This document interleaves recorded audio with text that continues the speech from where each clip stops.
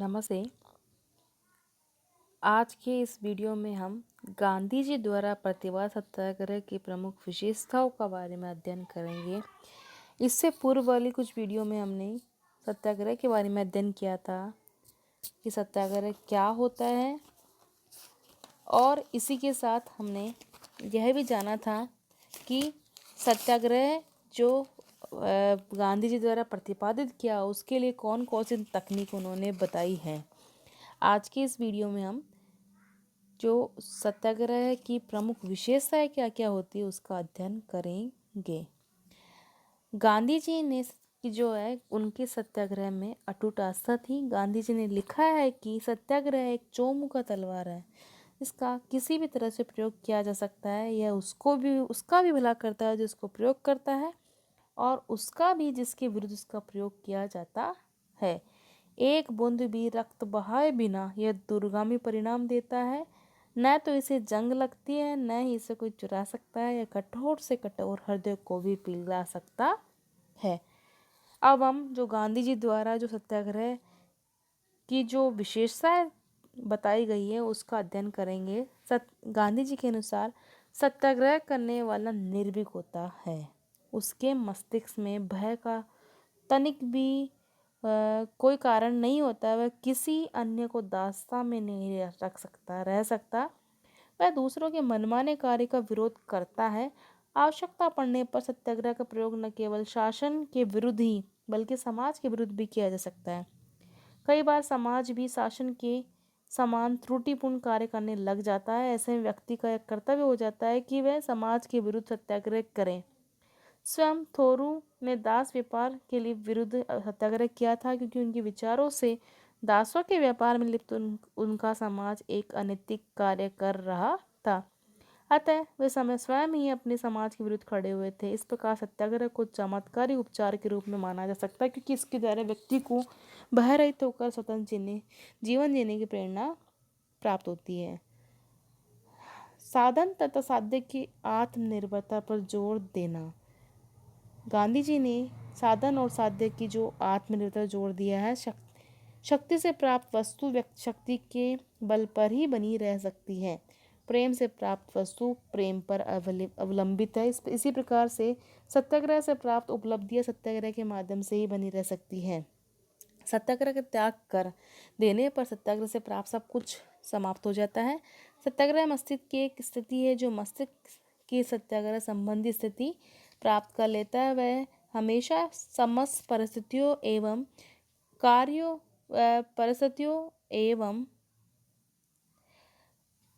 में विजयी बना रह सकता है। वह शासन अथवा व्यक्तियों का विरोध करके भी सत्याग्रह के बल पर हमेशा विजयी रहेगा।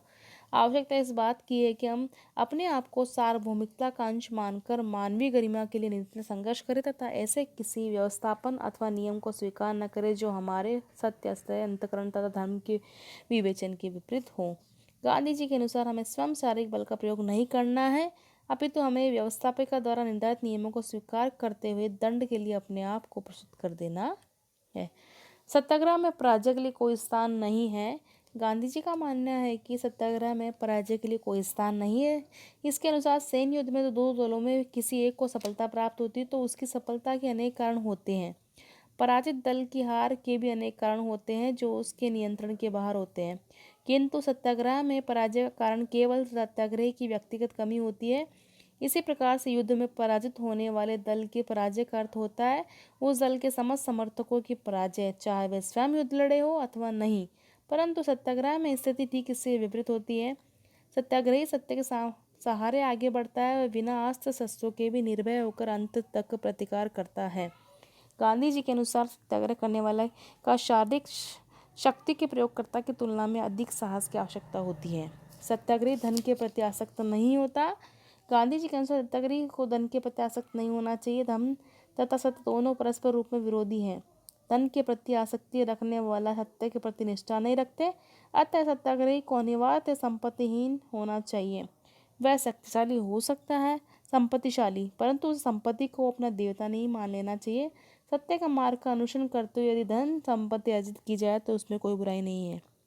यदि ऐसा न हो तो व्यक्ति को धन संपत्ति का उसी क्षण त्याग कर देना चाहिए। यदि वह यह दृष्टिकोण नहीं है तो व्यक्ति सत्याग्रह के मार्ग पर नहीं चल सकता। शासकों के विरुद्ध सत्याग्रह करने वालों के समक्ष यह चुनौती प्राय आती है कि शासक का विरोध करने वाले संपत्ति का अर्जन नहीं कर सकता। किसी व्यक्ति के विरुद्ध शासक की शक्ति कम महत्वपूर्ण हो सकती है, परंतु व्यक्ति की संपत्ति को वह समाप्त कर सकती है अथवा व्यक्ति में संपत्ति खोने का भय पैदा कर सकती है। संपत्ति खोने का वह व्यक्तियों को झुकने के लिए विवश कर सकता है।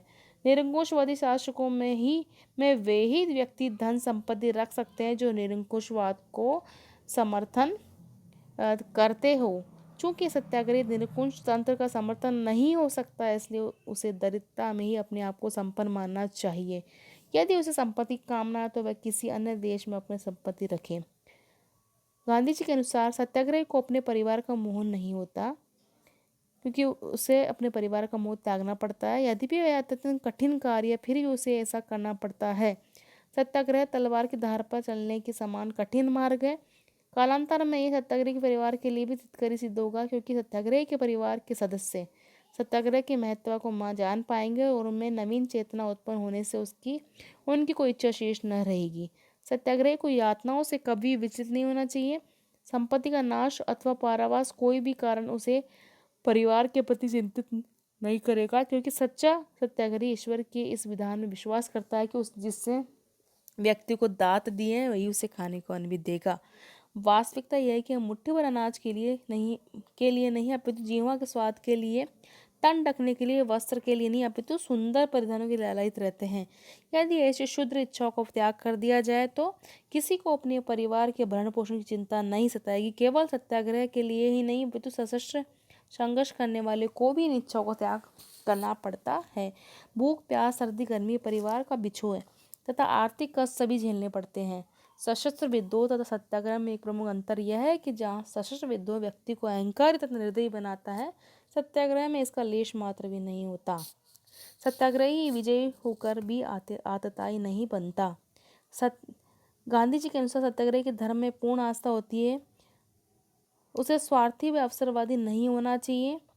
मुंह में राम बगल में छुरी कहावत चरितार्थ नहीं होनी चाहिए। उसकी कथनी और करनी में अंतर नहीं होना चाहिए। व्यवहार व उपदेश का अंतर धर्म का आदर्श नहीं है। गांधी जी के अनुसार ईश्वर के प्रति पूर्ण समर्पण भाव रखने वाला संसार में कभी पराजित नहीं माना जा सकता और विजयी कहे जाने पर विजय भी नहीं होता, जब तक व्यक्ति स्वयं अपने को आश्वस्त न कर ले। यही सत्याग्रह की वास्तविक प्रकृति है। सत्याग्रह में सत्य पर अत्यधिक बल दिया गया है। गांधी जी ने सत्याग्रह में सत्य पर अत्यधिक बल दिया है।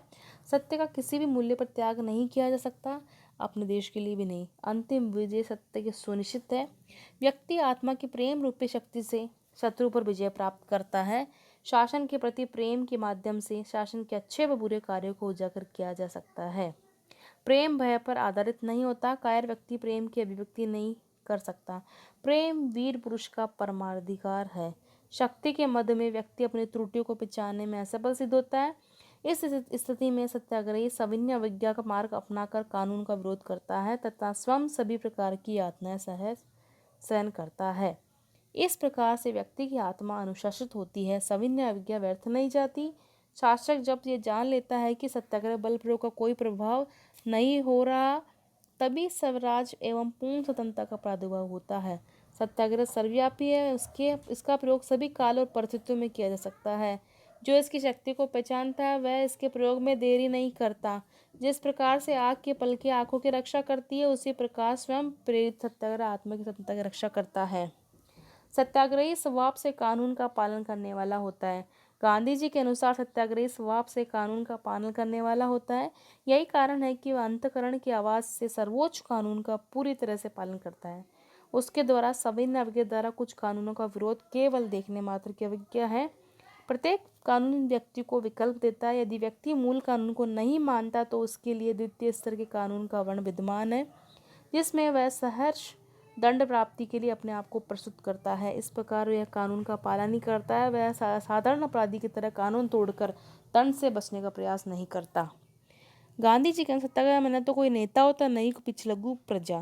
गांधी जी के अनुसार सभी नेता है और सब ही मार्ग के समान अनुगामी है।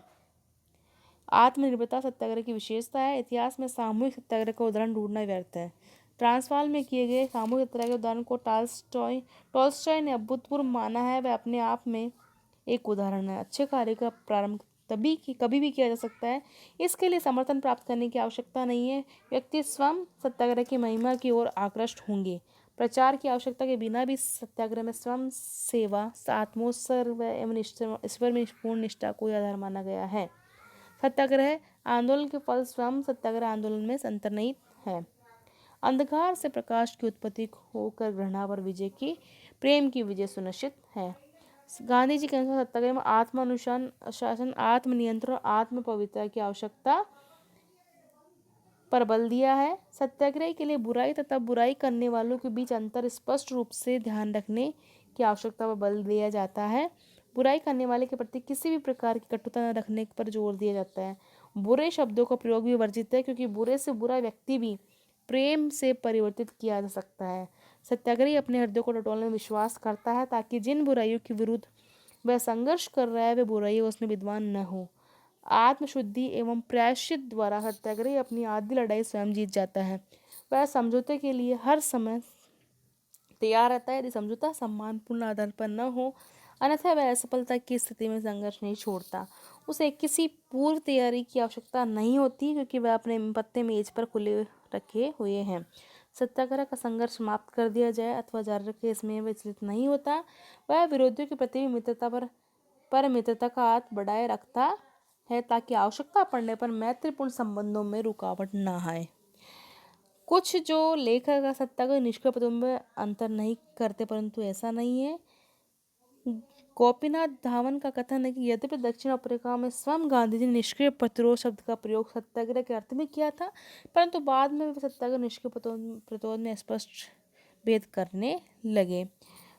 इन दोनों में सत्याग्रह तथा निष्क्रिय प्रतिरोध में कुछ अंतर है। वह निष्क्रिय प्रतिरोध एक काम चलाऊ राजनीतिक शस्त्र है, जबकि सत्याग्रह एक नैतिक शस्त्र है और उसका आधार शारीरिक शक्ति की अपेक्षा आत्मिक शक्ति की श्रेष्ठता। निष्क्रिय प्रतिरोध दुर्बल का शस्त्र है, जबकि सत्याग्रह का प्रयोग केवल वे वीर कर सकते हैं जिन्हें बिना मारे मरने का साहस है। निष्क्रिय प्रतिरोध में उद्देश्य होता है कि प्रतिपक्षी को इतना परेशान करना कि वह हार मान ले। सत्याग्रह का उद्देश्य प्रेम और धैर्यपूर्वक कष्ट सहन द्वारा विरोधियों का प्रयत्न करना। निष्क्रिय प्रतिरोध विरोधी के लिए प्रेम की गुंजाइश नहीं होती, परंतु सत्याग्रह में घृणा, दुर्भावना इत्यादि के लिए कोई स्थान नहीं होता। निष्क्रिय प्रतिरोध सत्तात्मक है, जबकि सत्याग्रह गत्यात्मक है। निष्क्रिय प्रतिरोध निषेधात्मक रूप में कार्य करता है, इसका कष्ट सहन अनिच्छापूर्वक और निष्फल होता है। सत्याग्रह विधेयात्मक रूप में कार्य करता है, प्रेम के कारण प्रसन्नता से कष्ट सहन को फलप्रद बनाता है। निष्क्रिय प्रतिरोध में आंतरिक शुद्धता का अभाव होता है और वह नैतिक साधनों को आवश्यक रूप से नहीं अपनाता और प्रयोग करने वालों के नैतिक सुधार की उपेक्षा करता है। निष्क्रिय प्रतिरोध का प्रयोग सार्वभौमिक नहीं होता, उसका प्रयोग घनिष्ठ संबंधियों के विरुद्ध नहीं किया जाता, जबकि सत्याग्रह का प्रयोग सार्वभौमिक है। निष्क्रिय प्रतिरोध जो है दुर्बलता और निराशा की भावना में प्रयुक्त होने के कारण मानसिक और बौद्धिक दुर्बलता को बढ़ाता है। सत्याग्रह सदा आंतरिक शक्ति पर जोर देता है और उसका विनाश करता है। सत्याग्रह का आधार सृष्टि की आध्यात्मिक एकता का दर्शन है, किंतु निष्क्रिय प्रतिरोध का आधार शक्तिवादी भौतिक दर्शन है।